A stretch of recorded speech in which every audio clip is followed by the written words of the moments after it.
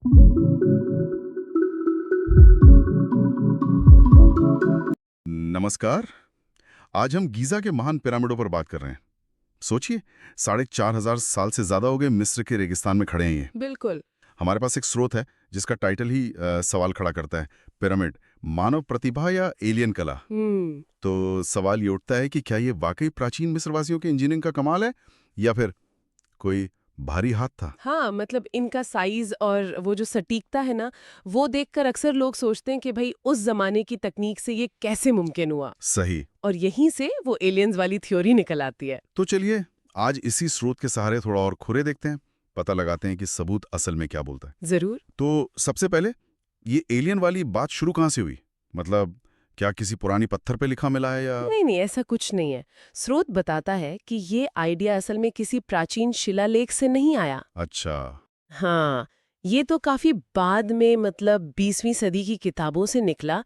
जैसे वो Erich von Denikin की किताब थी, चैरियट्स ऑफ द गॉड्स। हाँ हाँ, सुना उसके बारे में। उनका मेन तर्क यही था कि भाई पुराने जमाने के लोग, जिन्हें वो थोड़ा आदिम सा समझते थे, वो इतने परफेक्ट और इतने बड़े स्ट्रक्चर कैसे बना सकते थे। सवाल तो बनता है। सवाल दिलचस्प है, लेकिन स्रोत कहता है कि पुरातात्विक सबूत कहानी कुछ और ही बताते हैं। ये थ्योरी अटकलों पर ज्यादा है, सबूतों पर कम। अच्छा, तो जमीन पर क्या मिला है? मतलब आर्कियोलॉजिस्ट्स क्या कहते हैं? हाँ, और यही सबसे मजबूत पॉइंट है। स्रोत बताता है कि डॉक्टर मार्क लेहनर और जाही हवास जैसे जो बड़े आर्कियोलॉजिस्ट हैं, उन्होंने गीजा में खुदाई की है। राइट। और उन्हें सिर्फ पिरामिड नहीं मिले, उन्हें उन लोगों की पूरी बस्तियां मिली है जो इन्हें बना रहे थे। अरे वाह, मतलब कारीगरों के गांव। बिल्कुल। उनके औजार, उनके रहने की जगह, यहाँ तक कि भट्ठियां जहाँ वो खाना बनाते थे, सब कुछ मिला है। तो ये तो साफ साफ इंसानी हाथ की तरफ इशारा करता है। और इन कारीगरों के बारे में क्या पता चला? एक आम धारणा है कि शायद गुलामों से बनवाया गया था ये सब। हाँ, ये बहुत कॉमन गलतफहमी है। स्रोत एक नेशनल ज्योग्राफिक की रिपोर्ट का जिक्र करता है। पास में ही कारीगरों की कब्रें मिली। ओह। उन कब्रों पे जो लिखा है, उससे पता चलता है कि ये गुलाम नहीं थे, ये स्किल्ड वर्कर थे, कुशल कारीगर। अच्छा। उन्हें तनख्वाह मिलती थी और वो बाकायदा शिफ्ट में काम करते थे। मतलब एक ऑर्गेनाइज्ड, सम्मानित वर्कफोर्स थी वो। कमाल है, ये तो पूरी कहानी ही पलट देता है। अच्छा, अब वो बड़ा सवाल लॉजिस्टिक्स का। खुफू का पिरामिड, उसमें कहते हैं 23 लाख से ज्यादा पत्थर लगे हैं। हाँ, और वजन, हर एक का वजन 2 टन से लेके 15 टन तक। बाप रे। तो इन्हें लाया कैसे गया और फिर ऊपर कैसे चढ़ाया? इसका भी जवाब मिला है धीरे धीरे। स्रोत बताता है कि 2014 में वाडी अल-जर्फ नाम की एक जगह पर एक पुरानी डायरी मिली। डायरी किसकी? मिनेर नाम के एक सुपरवाइजर या ओवरसियर की। पियरे टैलेप नाम के रिसर्चर को मिली थी ये। दिलचस्प, क्या लिखा था उसमें? उसमें पूरा ब्यौरा है कि कैसे नावों और नहरों के जरिए नील नदी से पत्थर गीजा तक लाए जाते थे। सोचिए, एक पूरा सिस्टम था, एक सप्लाई चेन। मतलब उस जमाने में इतनी प्लानिंग। बिल्कुल। और तकनीक की बात करें तो आज के एक्सपेरिमेंट्स ने दिखाया है कि ये मुमकिन था। कैसे? मतलब बिना क्रेन वगैरह के? हाँ, स्रोत एम्स्टर्डम यूनिवर्सिटी के 2018 के एक शोध का हवाला देता है। उन्होंने दिखाया कि लकड़ी की स्लेज, रस्सियों और पानी का इस्तेमाल करके। पानी? हाँ, रेत को अगर थोड़ा गीला कर दें तो भारी चीजों को खींचना बहुत आसान हो जाता है। घर्षण, फ्रिक्शन आधा रह जाता है। अच्छा। ये कान से युग की तकनीक के दायरे में बिल्कुल था। कोई एलियन लेजर बीम की जरूरत नहीं थी। ये सारे सबूत तो इंसानों की तरफ ही इशारा कर रहे हैं।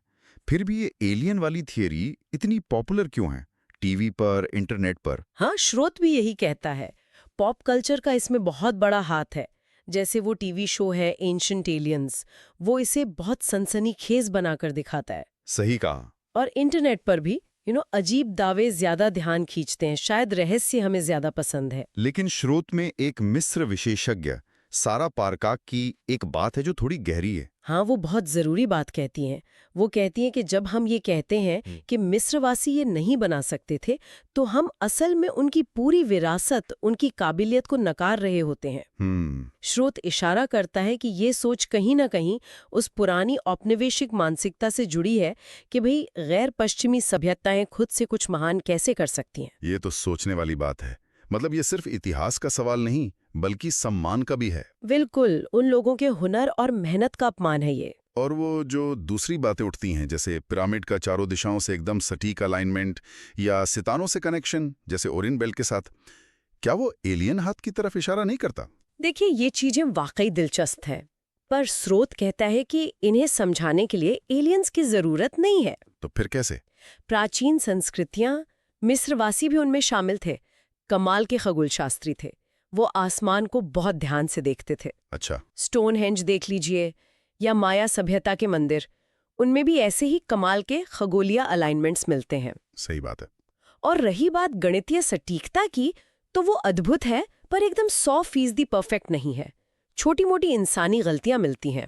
ओह। और यही इंसानी काम का सबूत है।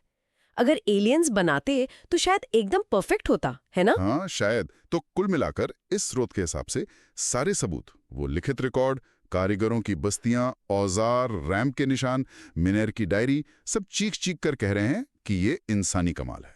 बिल्कुल। कहीं भी एलियंस का कोई जिक्र तक नहीं है।